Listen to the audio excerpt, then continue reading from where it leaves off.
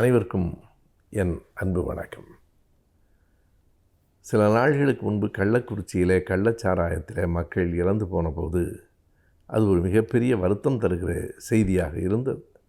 அதற்கு சற்றும் குறைவில்லாமல் உத்தரப்பிரதேசத்தில் ஹாத்ரஸ் என்கிற இடத்தில் போலே பாபா என்கிற ஒரு சாமியாரின் உரை கேட்க போனவர்கள் வெளியில் வருகிற போது நெரிசலில் அடிபட்டு மிதிபட்டு 136 பேர் இறந்து போய்விட்டார்கள் என்பது அதனினும் கூடுதல் வருத்தம் தருகிற செய்தியாக இருக்கிறது.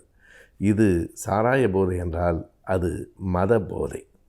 மத போதையும் மது போதையும் ஏறத்தாழ ஒரே மாதிரியான போதைகள்தான்.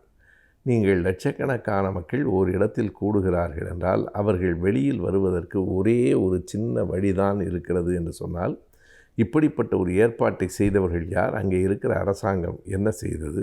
ஏன் இவற்றை கவனிக்கவில்லை என்கிற கேள்வி இருக்கிறது.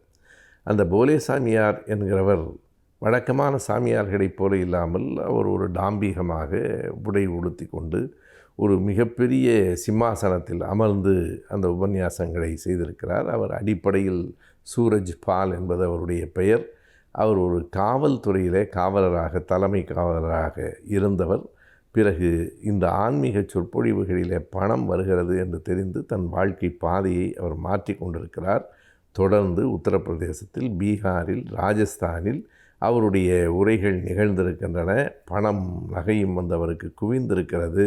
இப்போது அவருக்கு 13 ஏக்கர் நிலப்பரப்பில் ஒரு மிகப்பெரிய ஒரு 5 நட்சத்திர ஓட்டலை போல சொந்த வீடு இருக்கிறது என்று சொல்லுகிறார்கள். இந்த நாட்டில் உழைக்கிறவன் யாராலும் அவ்வளவு பணம் சேர்க்க முடியாது.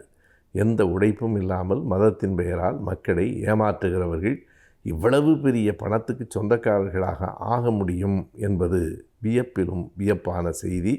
எனவே இந்த நாட்டில் அறியாமையும் ஏழ்மையும் இருக்கிற வரையில் இவர்கள்தான் வெற்றி பெறுவார்கள். மிக அண்மையிலே இன்னொரு காணொளியையும் பார்த்தேன். அது அண்மையில் நடந்ததா அல்லது பழைய காணொளி மறுபடியும் சுற்றில இருக்கிறதா என்று தெரியாது.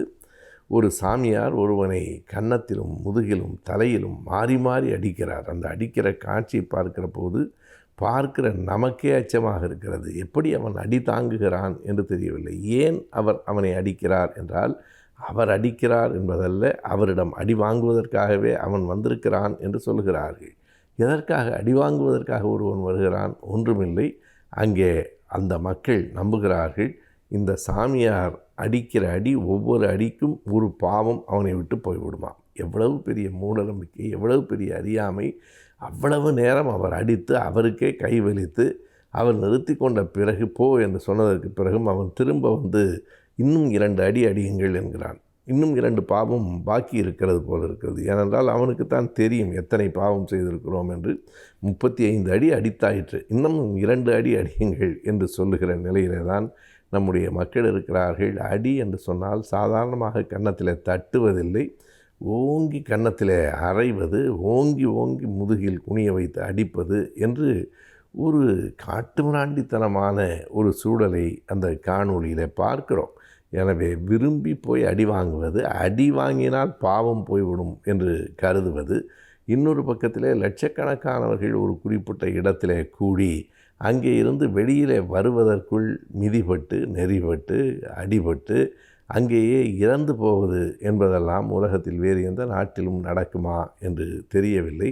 ஒரு மத வெறி என்பதை விட ஒரு மூட நம்பிக்கை, ஒரு முட்டாள்தனம், ஒரு அறியாமை தலைவிரித்து ஆடுகிற தேசத்தில் மட்டும்தான் இப்படியெல்லாம் நடக்க முடியும்.